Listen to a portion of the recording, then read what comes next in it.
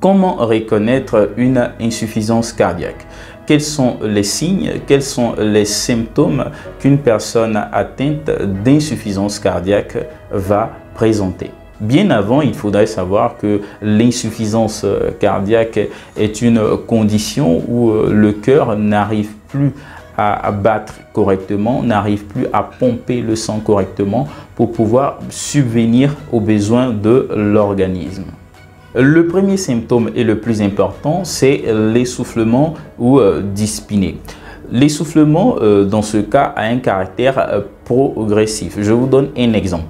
Il y a 2 ans de cela, vous arriviez à courir 2 km sans vous fatiguer. 6 mois après, quelques temps après, vous remarquez que vous n'arriviez plus à parcourir ces 2 km, mais au bout de 1 km, vous êtes déjà essoufflé, vous manquez d'air. Et cela continue jusqu'à ce que aujourd'hui, vous vous présentez dans une condition où quand vous sortez faire les 100 pas, vous sortez, vous voulez marcher un peu, vous vous sentez déjà essoufflé. Le deuxième symptôme qui est aussi très important, c'est l'essoufflement, mais cette fois-ci l'essoufflement nocturne. Donc pendant votre sommeil, vous avez tendance à sursauter, à vous réveiller comme si vous étiez en train de faire un cauchemar avec un manque d'air, essoufflé. Et quand cela arrive, vous avez besoin de vous asseoir sur le lit ou marcher dans la chambre pour essayer de récupérer, pour essayer de mieux respirer. Donc cela peut durer 20 à 30 minutes.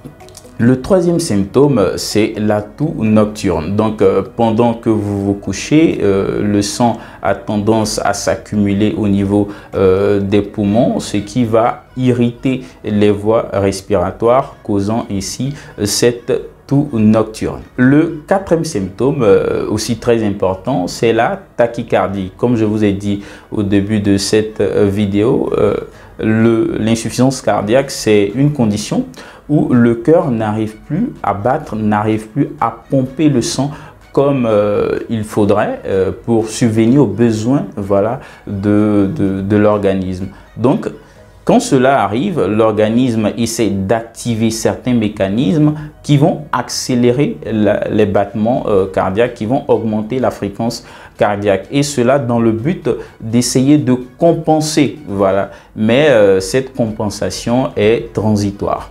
Le cinquième et dernier symptôme, c'est les gonflements au niveau des pieds, des œdèmes au niveau des pieds, causés par l'accumulation de liquide, par une rétention hydrique. Et une particularité importante, c'est lorsque vous appuyez la région qui est édémaciée, vous remarquez qu'il y a un petit trou qui se forme et la peau peut mettre quelques temps, c'est-à-dire 3 à 4 secondes avant de revenir à sa phase initiale.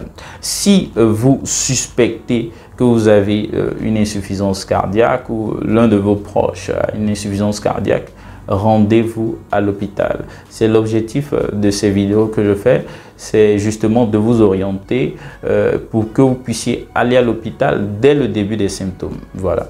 Je vous souhaite une santé de fer. Merci et à la prochaine.